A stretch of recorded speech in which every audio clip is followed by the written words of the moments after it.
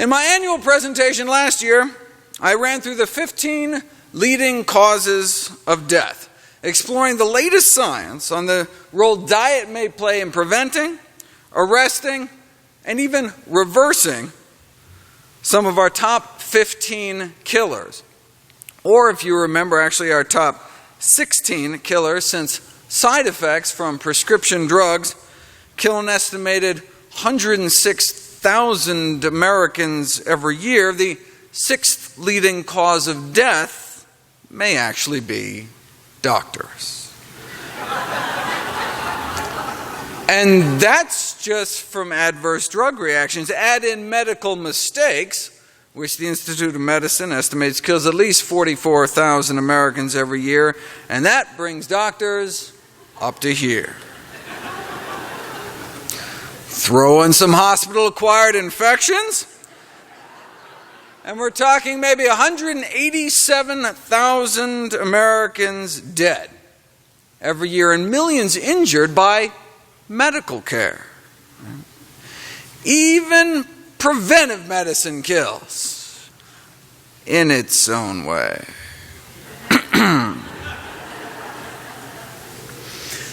The best way to avoid the adverse effects of medical and surgical tests and treatments is not to avoid doctors, but to avoid getting sick in the first place. So this year I thought I'd run through the top dozen reasons people visit their physicians to highlight some of the latest research in hopes of moving me down the list of common killers. The number one primary disease diagnosis at office visits is a respiratory disease like a common cold. Most Americans report between 2 and 3 colds a year. This year I featured evidence suggesting that simple water gargling is effective to prevent upper respiratory tract infections. This virtually cost-free modality would appreciably benefit people, but that's the problem, right? It's cost-free, right? Nobody makes any money off of it, right? That's why you've probably never heard of this research, right?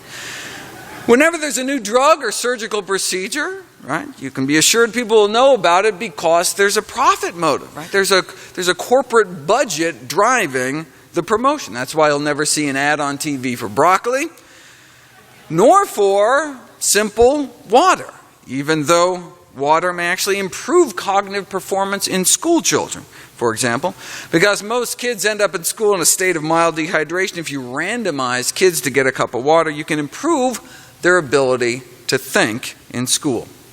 Not with Ritalin or some new drug, but just plain water. Think how much drug companies could make if they could just sell sugar pills, but tell kids to take the fake pill with a cup of water. It's like using exercise to treat ADHD. Effective, but we won't hear about it because you can't put it into a pill bottle for your stockholders. And exercise can also improve immunity and decrease illness rates from respiratory infections. We're talking about a 25 to 50% reduction in sick days. Name one drug or supplement that can do that. And it doesn't take much. Let kids run around for just 6 minutes and you can boost the number of immune cells in their bloodstream by more than 1/3 in just 6 minutes. At the other end of the life cycle, exercise may help prevent age-related immune decline. Sedentary women in their 70s have about a 50% chance of getting an upper respiratory illness every fall season. But walk a half hour a day, and you may cut your risk down to 20%. And the runners in the group got it under 10. Looks like exercise can make our immune system like 5 times more effective. Now, while regular physical activity improves immune function and lowers respiratory infection risk, sustained and intense exertion can have the opposite effect, forming a so-called J-shaped curve relationship. As you go from inactive to active, your infection risk declines, but hardcore athletes that overtrain may increase their risk of infection. How do you prevent that?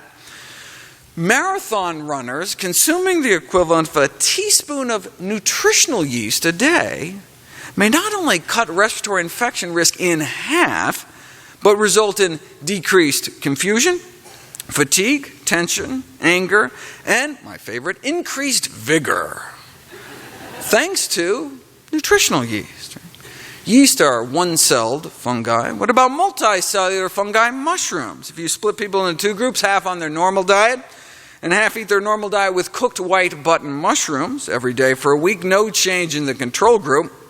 But after a week of mushrooms, antibody secretion jumps 50% and even stayed up there for a week after they stopped. Lots more detail in the video. I just want to touch on some of these areas. Mushrooms technically aren't in the plant kingdom, so in theory the healthiest diet may not just be a plant-based diet, but a plant and fungus-based diet, though that sounds even less appetizing, I'm afraid. But who wouldn't want 50% more antibodies? Well, millions suffer from autoimmune diseases, right, whose immune systems may be a bit too active already. So might eating healthy make things worse by boosting their immune function further? No. Those who eat healthy appear protected from autoimmune diseases given the extraordinary rarity of most autoimmune diseases among those following a traditional plant-based diet. For example, before they westernized their diet, not a single case of multiple sclerosis was diagnosed among 15 million people. What about treating autoimmune diseases with a plant-based diet? Well, even a semi-vegetarian diet was found to successfully treat Crohn's disease better than any other intervention.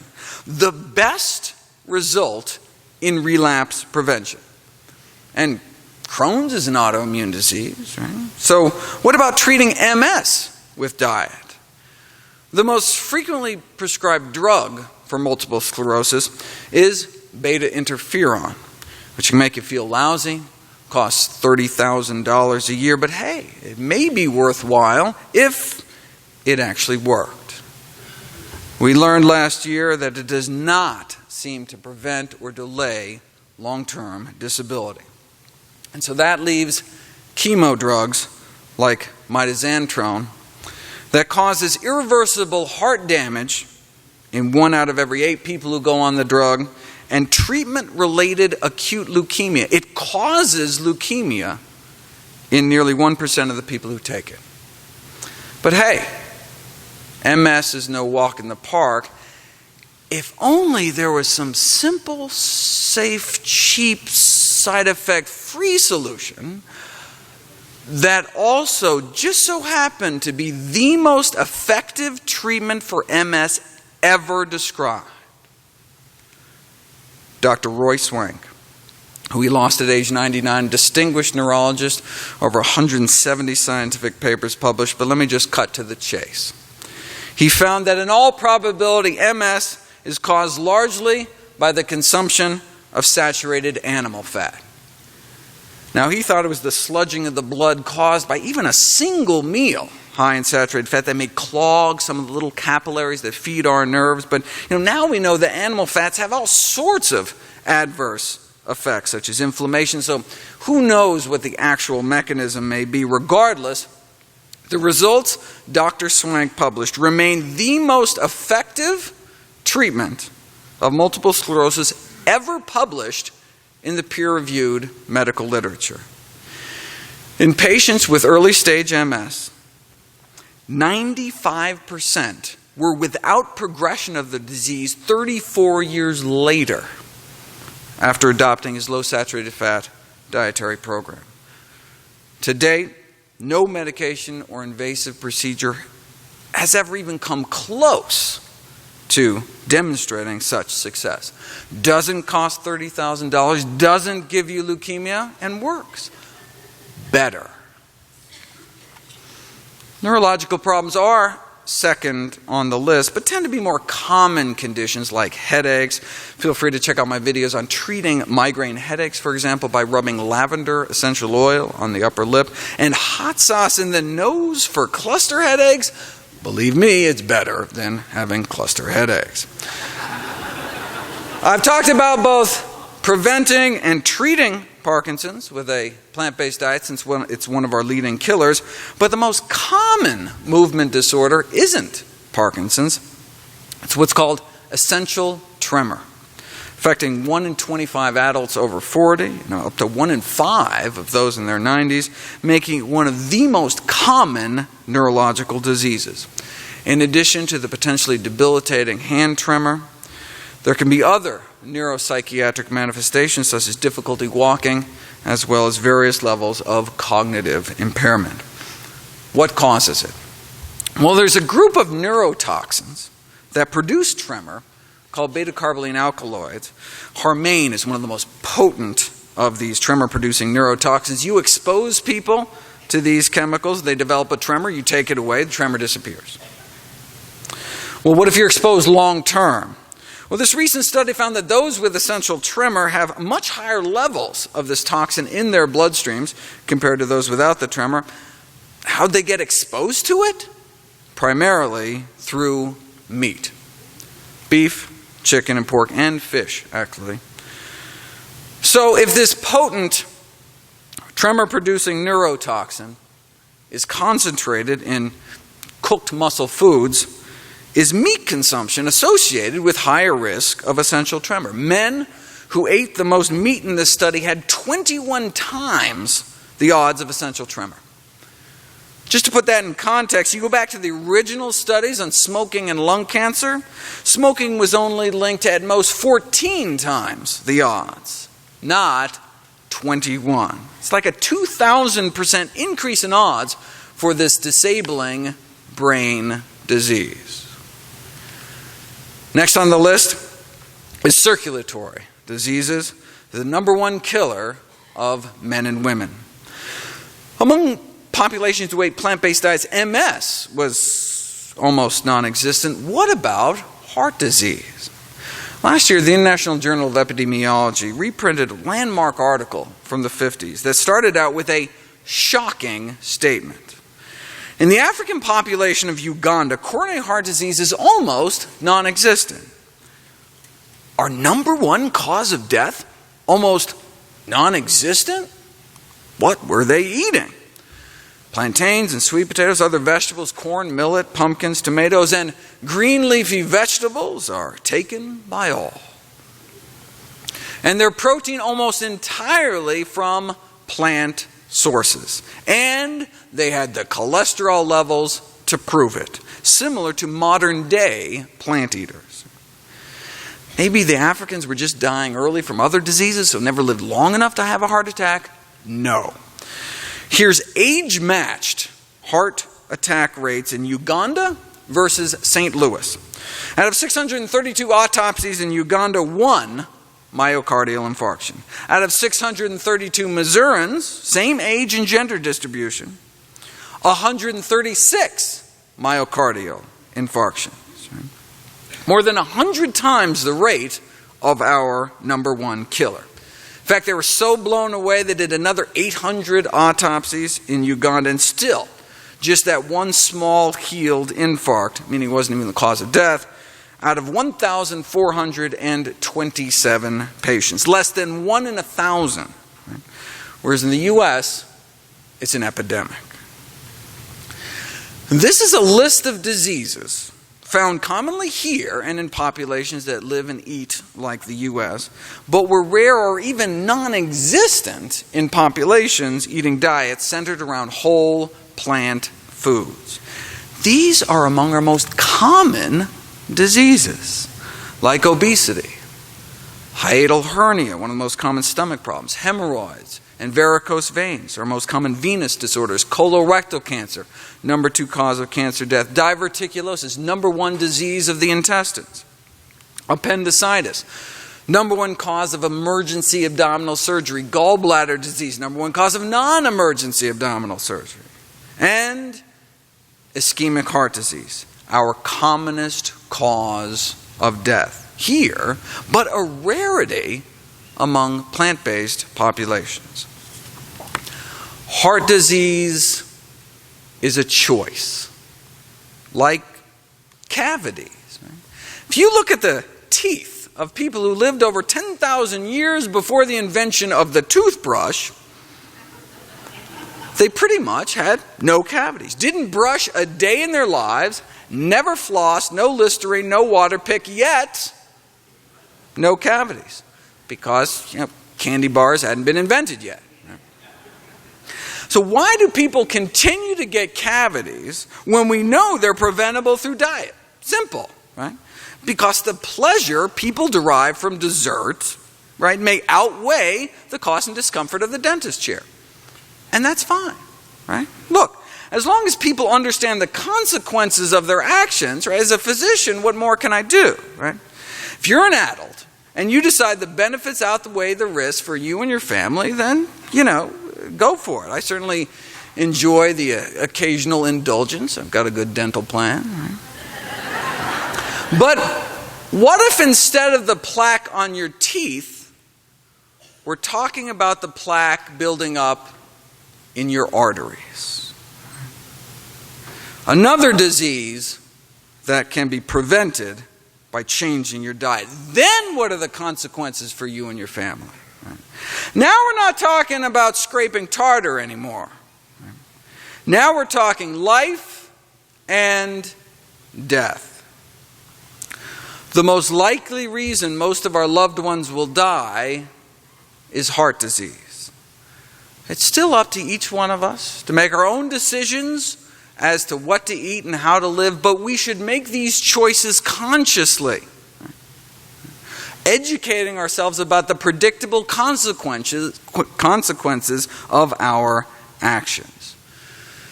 Aterosclerosis, hardening of the arteries, begins in childhood.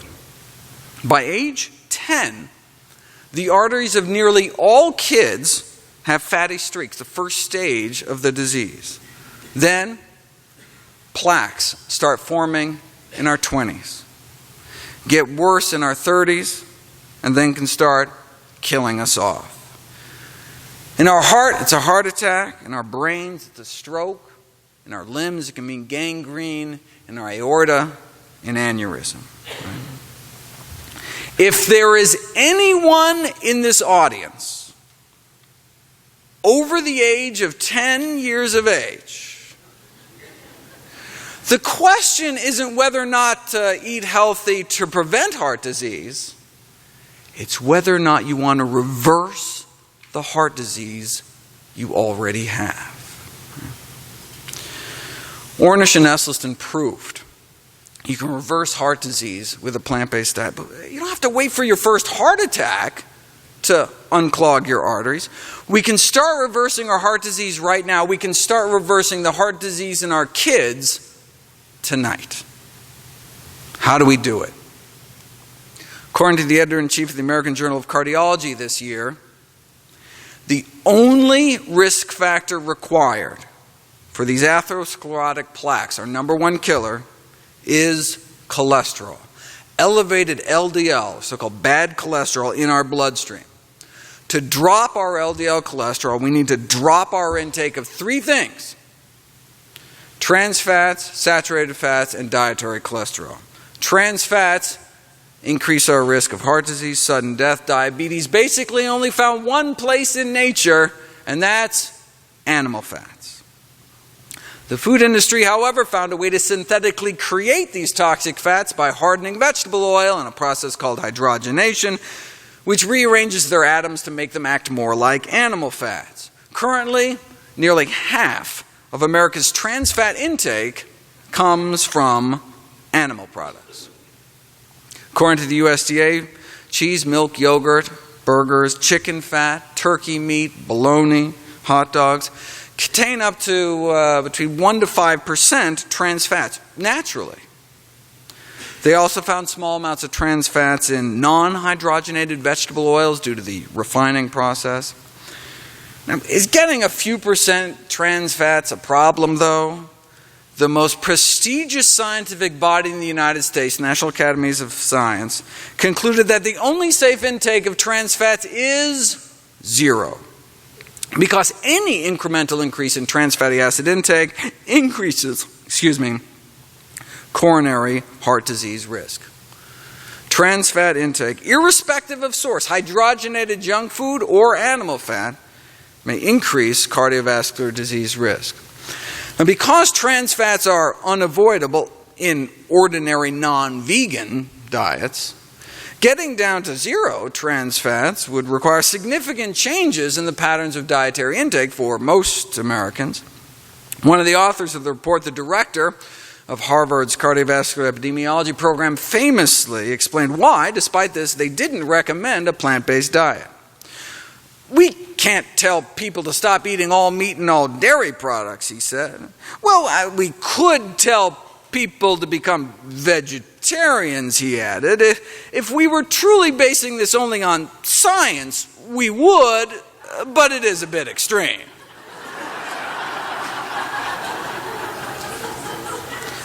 Wouldn't want scientists basing anything on science now, would we? Oh.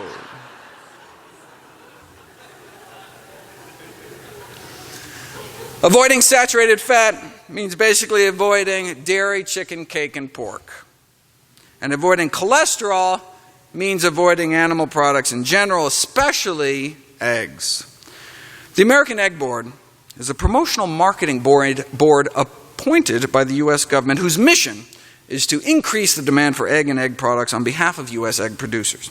Now, but because the board is overseen by the federal government, if an egg corporation wants to dip into the $10 million they set aside every year for advertising, they're not allowed to break the law with those funds. What a concept. Now, this leads to quite revealing exchanges between the egg corporations and the USDA on what the egg industry can and cannot say about eggs. Thanks to the Freedom of Information Act, I was able to get my hands on some of those emails.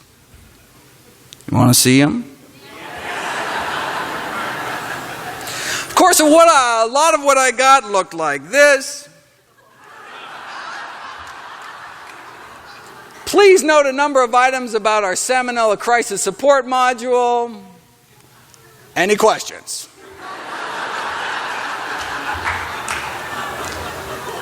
Or even better, entire sheets of paper that literally just said this. That was the whole sheet of paper. Our tax dollars hard at work. But check this out. This is some egg company trying to put out a brochure on healthy snacking for kids. But because of existing laws against false and misleading advertising, the head of the USDA's Poultry Research and Promotion Programs reminds them that you can't couch eggs or egg products as being healthy or nutritious. See, the words nutritious and healthy carry certain connotations. You know that food's actually good for you. But because eggs have the amount of cholesterol that they do, not to mention the saturated fat, the words healthy and nutritious are problematic when it comes to eggs. This is the USDA talking.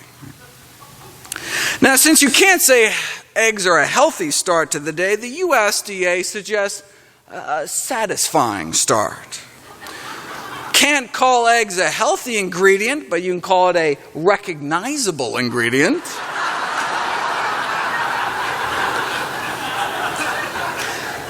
Can't truthfully say eggs are good for you. By law, the egg industry needs to steer clear of words like healthy or nutritious.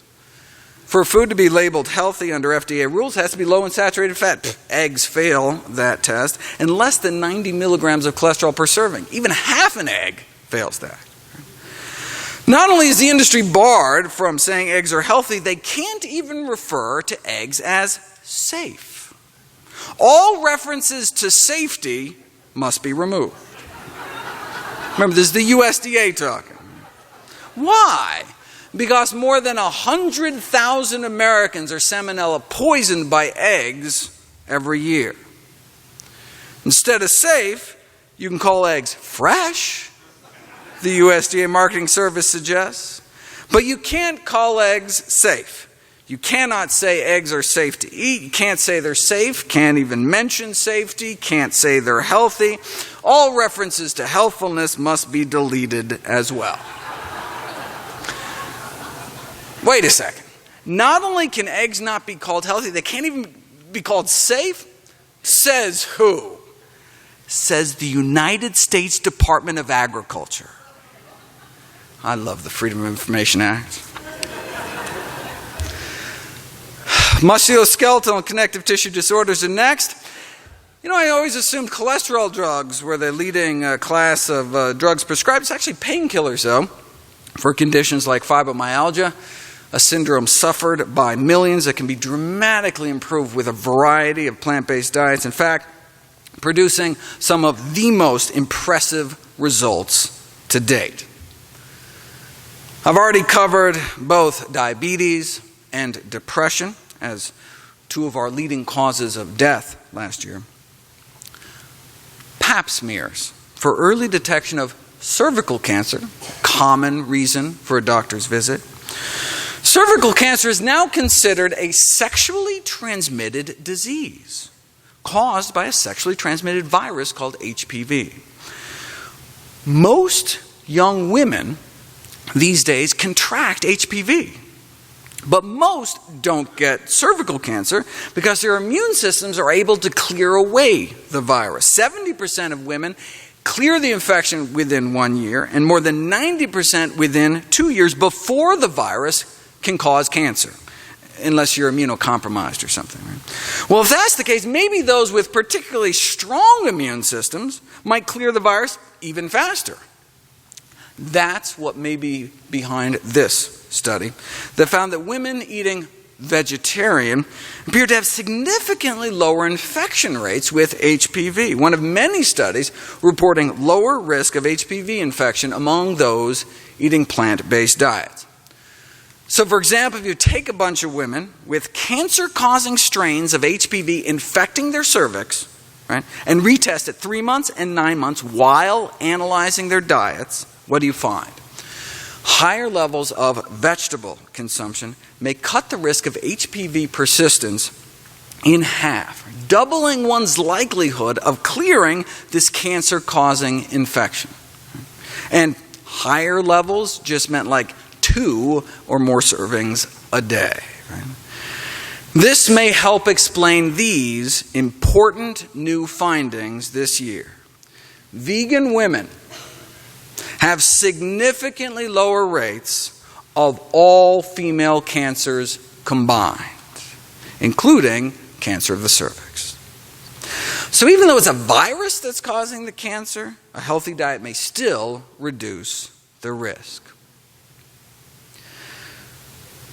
In the same way that fermented pickles, kimchi, and sauerkraut foster the growth of good bacteria by maintaining an acidic environment, so does the human vagina.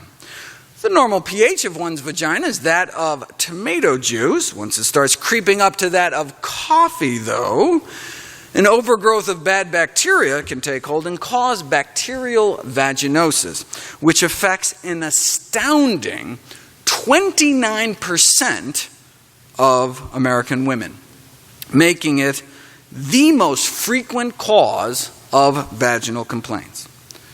It's commonly diagnosed with the so-called whiff test, where the doctor literally takes a whiff of the vaginal discharge, smelling for the characteristic fishy odor. Why is it so common? Well, it's thought that high fat intake, particularly saturated fat, remember dairy, chicken, cake, and pork, may increase vaginal pH, thereby increasing the risk of bacterial vaginosis. So now that we know, the next step ahead includes sharing these findings with OBGYNs and general practitioners, as well as increasing the awareness of the general community as to the importance of optimal nutrition to prevent infections of the genital tract, reduce associated disease, and maintain reproductive health. What might saturated fat do to the reproductive health of men? A recent Harvard study found that increasing saturated fat intake just 5% was associated with a 38% lower sperm count. But why? I've talked about the role of these so-called xenoestrogens, these endocrine-disrupting chemicals, these pollutants that build up in animal fat. But male fertility is more than just about sperm count, the number of sperm, but how well the sperms work. More about that in my video, Male Fertility and Diet. When it comes to male reproductive health, though, this is what doctors hear about the most.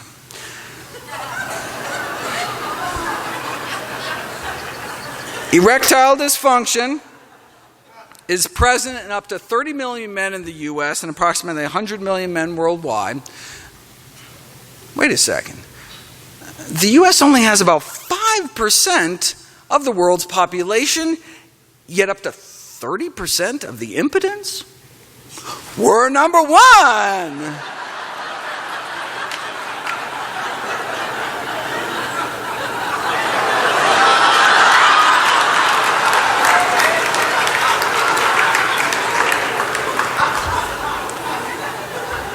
Who cares though? We got red, white, and blue pills like Viagra. The problem is pills just cover up the symptoms of vascular disease and don't do anything for the underlying pathology, right? Erectile dysfunction and coronary artery disease can be thought of as two manifestations of the same disease, right? Inflamed, clogged, and crippled arteries. 40% of men over 40 have erectile dysfunction. 40 over 40. Placing them at nearly 50 times the risk of suffering a cardiac event like sudden death. Nearly 5,000% increase in risk, leading the latest to review to ask, is there any risk greater? Right? And we used to think of erectile dysfunction in younger men in their 20s and 30s as psychogenic in origin, meaning it's all in their heads. But now we're realizing it's more likely the early signs of vascular disease. A man with erectile dysfunction, even if they have no cardiac symptoms, should be considered a cardiac patient until proven otherwise. The reason even young men should care about their cholesterol levels is that hardening of the arteries can lead to softening of the penis later in life. Cholesterol level now can predict sexual functioning into the future. Right? Just gonna keep eating crap because you can pop some pills. All the Viagra in the world may not help your sex life after a stroke. The take-home message is simple. Simple equation. ED stands for early death. Right? It's survival of the firmest.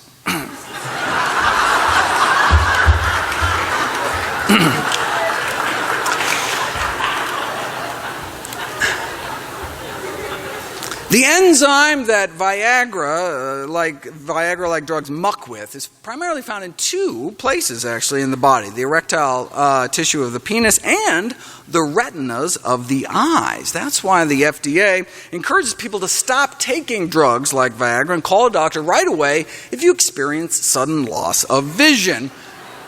If, of course, you can still find your phone. Which brings up the next group of primary diagnoses, injury and poisoning, which includes adverse drug side effects. Next comes skin complaints. Any hope for cellulite? Well, check out the video, but basically researchers compared a meat-free, egg-free diet of mostly vegetables, grains, beans, fruits, and nuts to the conventional diabetic diet. And the veg group lost more weight, even though they're forced to eat the same number of calories, yet still lost more weight, lost more waist, got slimmer, lost more cholesterol, more sub-Q fat, and more abdominal fat, more belly fat. And it's the subcutaneous fat that makes up cellulite. And those with sensitive skin should give flax seeds a try. Next up is digestive issues. Though there is an International Prune Association keeping us all apprised of the latest prune news from around the world. In the U.S., the California Prune Board successfully pressured the FDA to change the name of prunes to dried plums, which evidently evokes more of a positive fresh fruit goodness image, in hopes of attracting their target audience, women, Of course, it might actually help if they included one or two of them on their board, but the name change was in hopes of de-emphasizing its connection with digestive regularity issues. Why sell yourself short, though? Randomized clinical trial prunes versus Metamucil. Nearly 60 million Americans suffer from chronic constipation. Here's the study subjects at baseline. Each dot is a complete spontaneous bowel movement. Note how many people had 0 bowel movements per week at baseline, but an average of 1.7 a week, which went up to 3.5 on prunes, bowel movement every other day at least, better than Metamucil. So they conclude dried plums should be considered first-line therapy for chronic constipation. But if that's what adding one plant to our diet can do, what if all you ate was plants? Off the charts.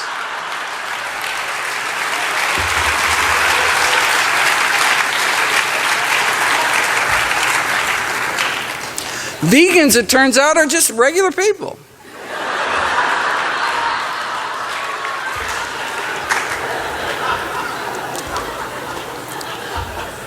I also cover other digestive conditions such as irritable bowel, chronic indigestion, but what about cancer?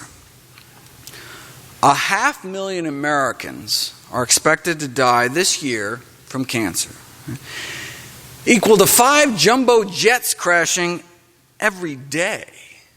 The number of Americans who die from cancer each year is more than all the deaths in all the wars in U.S. history combined, and this happens every single year. A tumor cannot grow, though, without a blood supply. Currently, it's believed that a tumor can't get bigger than the ball at the tip of a pen without a blood supply, which indicates that angiogenesis, angio means vessel, so the genesis, the creation of new blood vessels is critical to tumor growth. Each one of us has cancer cells in us right now. But they can't grow without getting hooked up to a blood supply. So tumors diabolically release angiogenic factors, chemicals that cause new blood vessels to sprout into the tumor. The most important one is called VEGF, vascular endothelial growth factor. But we can suppress VEGF with veggies. Many of the phytonutrients we know and love in tea and spices and fruit and berries and broccoli and beans can block cancer's stimulation of new blood vessels. Given the power of plants, one might speculate that the foundation of an anti-angiogenic approach to cancer might be a whole food, vegan diet. How else can we starve cancer? 40 years ago, a landmark paper was published showing that many human cancers have what's called absolute methionine dependency, meaning normal cells thrive without the amino acid methionine, but cancer cells need it or they die. What does cancer do with methionine? Well, tumors use methionine to generate gaseous sulfur-containing compounds that specially trained diagnostic dogs can actually pick up. There are mole-sniffing dogs that can pick out skin cancer. There are breath-sniffing dogs that can pick out people with lung cancer. Pee-sniffing dogs that can diagnose bladder cancer. And yes, you guessed it, fart-sniffing dogs for colorectal cancer. Doctors can now bring their lab to the lab. Right? A whole new meaning to the term PET scan.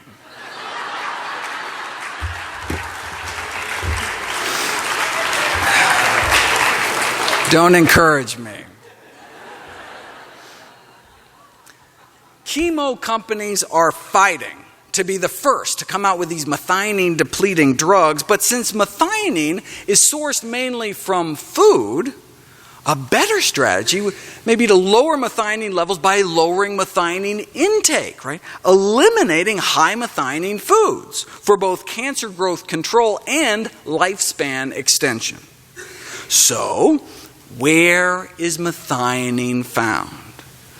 Particularly chicken and fish. Milk, red meat, and eggs have less. But if you really want to stick with lower methionine foods, stick with plants. Fruits, nuts, veggies, grains, and beans. In other words, in humans, methionine restriction may be achieved through a predominantly vegan diet, making methionine restriction feasible as a life extension strategy. So do people who eat beans live longer? Legumes, beans, split peas, chickpeas, and lentils, may be the single most important dietary predictor of survival in older people around the globe. Whereas a bean-free diet may actually increase the risk of death. It is now 8 years since the famous Ornish study was published, suggesting that 12 months on a strictly plant-based diet could reverse the progression of prostate cancer. Wait a second, how are they able to get a group of older men to go vegan for a year? They home-delivered prepared meals to their door, figuring, men are just so lazy, they'll just eat whatever's put in front of them, right? But what about out kind of in the real world, right? Well, realizing that you can't even get men diagnosed with cancer to eat a measly 5 servings of fruits and vegetables a day, researchers tried settling on just trying to change their A to V ratio, the ratio of animal to vegetable proteins. And indeed, were successful in cutting the ratio in half, at least, from about 2 to 1 animal to plant to kind of like half vegan, 1 to 1. How did they do?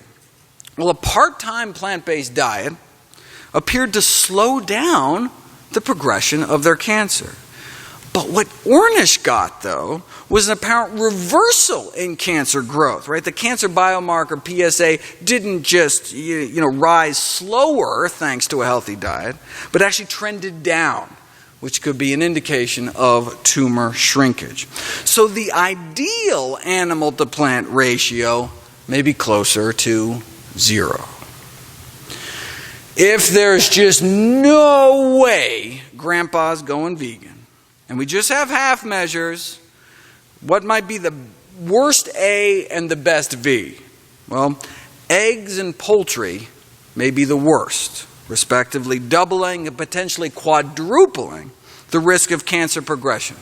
Harvard researchers found twice the risk eating less than a single egg a day, quadruple the risk eating less than a single serving of chicken or turkey. And if you could only, add one thing to your diet, cruciferous vegetable. Less than a single serving a day of broccoli or Brussels sprouts or cabbage, cauliflower, kale, right? Cut the risk of cancer progression in half. 1 serving. Similar result was found for breast cancer survivors. Less than a single serving a day cut the risk in half of the cancer coming back. This Women's Healthy Eating and Living study was undertaken in 3,000 breast cancer survivors to determine if a plant-based, low-fat, high-fiber diet could influence breast cancer recurrence rates and survival. Imagine you've been diagnosed with breast cancer. In fact, an estrogen receptor negative tumor, which normally means twice the death rate, unless you eat 5 servings of fruits and vegetables a day and walk 30 minutes 6 days a week. The high vegetable, fruit, and physical activity really should be in quotes. I mean, you could eat 5 servings of fruits and veggies in a single meal, right? And certainly walk more than 2 miles a day. Right? But imagine, for a second, you have just been diagnosed. Imagine sitting in that chair in the doctor's office as your doctor breaks the news. Imagine how you'd feel at that moment. Let it sink in. But there's a new experimental treatment that can cut your risk of dying in the next few years from over 16% down to just 4%. To quadruple their survival rate, many women would remortgage their home to fly to some quack clinic in Mexico, would lose all their hair to chemo, but most apparently couldn't stand the thought of eating broccoli and cutting down on meat. Maybe someone should start cooking meals for the women too. The only reason Ornish and colleagues were able to get away with treating cancer with a vegan diet alone, no chemo, surgery, radiation, is because prostate's a slow-growing cancer. And patients with early disease can be kind of placed in a holding pattern. So if you're not going to do anything but watch and wait, you might as well test out a dietary intervention. Are there other cancers like that we can test out plants on? Esophageal cancer is not the cancer to get. Most die within months of diagnosis, but the development of esophageal cancer is this multi-stage process. You start out with a normal esophagus, the tube that runs from your mouth down to your stomach. Starts out fine, then precancerous changes start to take place. Then localized cancer starts to grow, then eventually it spreads, and you die. But because of this well-defined, kind of stepwise progression of the cancer, researchers jumped on it as a way to test the ability of berries, the healthiest fruits, to reverse this process. A randomized, phase 2 clinical trial of powdered strawberries. 6 months of eating the equivalent of a pound of fresh strawberries a day, and the progression of disease was reversed in 80% of the patients. At the beginning of the study, none had a normal esophagus, but by the end of the study, most lesions either regressed from moderate to mild or disappeared completely. Right? From moderate to mild, or from mild to gone. By the end of the study, half of those in the high-dose strawberry treatment walked away disease-free. 52.7% cured. A drop in tumor markers before and after, all because of just strawberries. Right? Cellular proliferation before and after strawberry treatment. Same story with black raspberries and oral cancer. Right? Most patients' lesions improved, including complete clinical regression. Now you see it, now you don't. A turning back on of tumor suppressor genes. So even though it may have been something like tobacco that caused the cancer, right, diet can still affect progression. But this kind of treasure remains buried, no pun intended, because nobody profits. Nobody, that is, except the hundreds of thousands of people that die every year from these horrific cancers. And finally, infections. After the common cold, the most common infection is of the urinary tract. We've known for decades that it's bacteria creeping up from the rectum that cause bladder infections, but only recently did we figure out where this rectal reservoir of bladder-infecting E. coli was coming from: chicken. We now have proof of a direct link between farm animals, meat, and bladder infections. Solid evidence that urinary tract infections can be a zoonosis, bladder infections as an animal-to-human disease. The best way to prevent bladder infections is the same way you best prevent any infections, by not getting infected in the first place. Can't you just use a meat thermometer, cook the meat thoroughly? No, because of cross-contamination. We've known for decades that you give someone a frozen chicken to prepare and cook in their own kitchen, as they normally would, a multitude of antibiotic-resistant E. coli jumps from the chicken into the gut of the volunteer even before eating it. This jump happens after the bird is prepared, but before any meat was eaten. So not only did it not matter how well the chicken was cooked, it didn't even matter if you eat any, right? It's the bringing it into the home and handling it. Within days, the drug-resistant chicken bacteria had multiplied to the point of becoming a major part of the person's gut flora, right? They're like the chicken bacteria like taking over. What if you're really careful in the kitchen, though? The effectiveness of hygiene procedures for prevention of cross-contamination from chicken carcasses in the domestic kitchen. They went into 6 homes, gave them each a chicken, asked them to cook it. After they were done cooking, there was bacteria from chicken feces, Campylobacter salmonella, both serious human pathogens, everywhere. On the cutting board, utensils, on their hands, on the fridge handle, cupboard, oven handle doorknob. This was before they cleaned up. What about after cleaning? Still pathogenic fecal bacteria everywhere. And this was just, regular retail chicken bought at the supermarket. It's not like the researchers inoculated the chickens with bacteria. They just come pre-packaged from the store with pathogens. Obviously, people don't know what they're doing in the kitchen, so they took another group of people, gave them specific instructions. After you cook the chicken, you have to wash everything with hot water and detergent. Right? They were told specifically, wash the cutting board, right? Knobs on the sink, the faucet, the fridge, the doorknobs, everything, okay? And the researchers still found disease-causing fecal matter chicken bugs everywhere. Fine. The last group. This time they were going to insist that people bleach everything. The dishcloth immersed in bleach disinfectant, and then they spray the bleach on all these surfaces, right? Let the bleach disinfectant sit there for 5 minutes, all right. And they still found Campylobacter and salmonella on some utensils, the dishcloths, the counter around the sink, and the cupboard. Right? Definitely better, but still, right? Unless our kitchen is like some biohazard lab, right?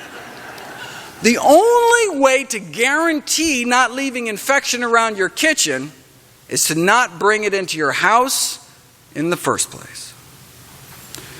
Now, the good news is it's not like you eat chicken once and you're colonized for life. In this study, chicken bacteria only seemed to last about 10 days before your good bacteria could kind of muscle it out of the way. Right? The problem is, though, that most families eat chicken more than once every 10 days, so they'd be constantly reintroducing these pathogens into their systems.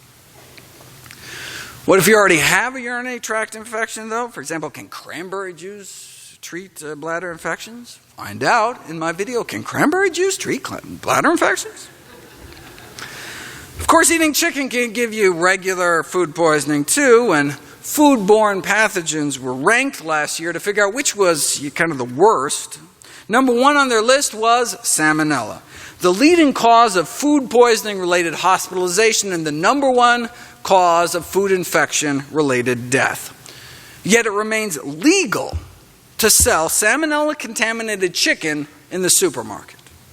It all goes back to a famous case in 1974 when the American Public Health Association sued the USDA, saying, wait a second, you can't put a stamp of approval on meat contaminated with our leading foodborne killer.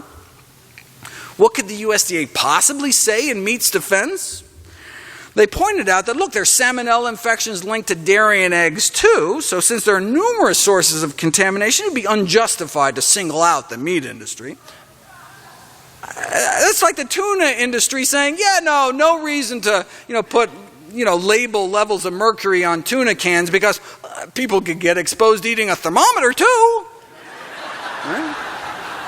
Okay. The D.C. Circuit Court of Appeals upheld the meat industry position, arguing you can allow potentially deadly salmonella in meat because, and I quote, American housewives normally are not ignorant or stupid, and their methods of preparing and cooking food does not ordinarily result in salmonella poisoning. That's like saying, minivans don't need seatbelts because, soccer moms don't ordinarily crash into things. To this day, it's legal to sell salmonella-contaminated meat. Anyways, there we have it. Top dozen reasons people seek medical care, mostly for diseases that could have been prevented. And then, look, rather than treating the underlying cause of the disease, typically doctors treat risk factors for a disease, such as giving a lifetime's worth of medications for, high blood pressure, blood sugar, cholesterol. Right? Think about it. Right? High blood pressure is just a symptom of diseased dysfunctional arteries. Sure, you can take drugs every day for the rest of your life to artificially lower your blood pressure, but that's not treating the root cause. Disregarding the underlying causes and treating only risk factors is somewhat like mopping up the floor around an overflowing sink instead of just turning off the faucet. But drug companies are more than happy to sell you a new roll of paper towels every day for the rest of your life. When the underlying lifestyle causes are addressed, many people stop taking medications, can avoid medications, avoid surgery. We spend billions cracking people's chests open. Rarely does it actually prolong anyone's life. In contrast, how about wiping out 90% of heart disease? Think about it. Heart disease accounts for more premature deaths than any other illness, almost completely preventable by changing diet and lifestyle. And those same changes can prevent or reverse many other chronic diseases as well. The same dietary changes, right? So why don't more doctors do it? Well, one reason is doctors don't get paid for it. No one profits from lifestyle medicine, so it's not part of medical education or practice. Presently, physicians lack training and financial incentives, so they continue to do what they know how to do: prescribe medication, perform surgery. After Dean Ornish proved you could reverse our number one cause of death, heart disease, open up arteries without drugs, without surgery, just a plant-based diet, other healthy lifestyle changes, he thought that his studies would have a meaningful effect on the practice of mainstream cardiology. After all, a cure for our number one killer? But he admits he was mistaken. He realized physician reimbursement is a much more powerful determinant of medical practice than research. Reimbursement over research. Not a very flattering portrayal of the healing profession. But hey, look, if doctors won't do it without getting paid, let's get them paid. So, Dr. Ornish went to Washington, arguing that, look, if we train and pay for doctors to learn how to help patients address the real causes of disease with lifestyle medicine, not just treat disease risk factors, we could save trillions. And that's just talking heart disease, diabetes, prostate, and breast cancer. The Take Back Your Health Act was introduced into the U.S. Senate to induce doctors to learn and practice lifestyle medicine, not only because it's better, it works better, but here's the critical factor: physicians will be paid to do it. The bill died, just like millions of Americans will continue to do from reversible chronic diseases. We have known for at least a decade that the leading causes of both premature death and persistent misery in our society are chronic diseases that are, in turn, attributable to the use of our feet, exercise, forks, diet, and fingers, smoking. Feet, forks, and fingers are the master levels of medical destiny for not just thousands of people on any one occasion like a tsunami or earthquake, but the medical destiny of millions upon millions year after year. We as doctors, as a medical profession, have known. Ornish published 23 years ago. But we have not managed to care, writes the director of Yale University's Prevention Research Center. At least not care enough to turn what we know into what we routinely do. Were we to do so, we might be able to eliminate most heart disease, strokes, diabetes, and cancer. But saving millions is just a number. He asked doctors to forget the bland statistics of public health and ask yourself if you love someone who has suffered a heart attack, stroke, cancer, or diabetes. Now imagine their faces. Whisper their names. Recall what it felt like to get the news. While you're at it, imagine the faces of others, like you and me, imagining beloved faces. Look around the room. Now imagine if 8 out of 10 of us wistfully reflecting on intimate love and loss, on personal anguish, never got that dreadful news because it never happened. Mom did not get cancer. Dad did not have a heart attack. Grandpa didn't have a stroke. Sister, brother, aunt, and uncle did not lose a limb or kidney or eyes to diabetes. We are all intimately linked in a network of personal tragedy that need never have occurred, which leads to what he's asking doctors to do about it. Put a face on public health every chance you get. Right? When talking about heart disease and its prevention, or cancer, diabetes, ask your audience to see in their mind's eye the face of a loved one affected by that condition. Then imagine that loved one among the 80% who need never have succumbed if what we knew as doctors were what we do. Thank you.